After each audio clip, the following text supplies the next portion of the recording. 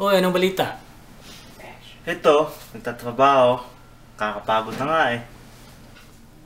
Hanggang kailan mong planong gagawin yan? Di ko nga alam eh. Kailangan magpadala sa Pilipinas, kailangan mag-provide sa pamilya.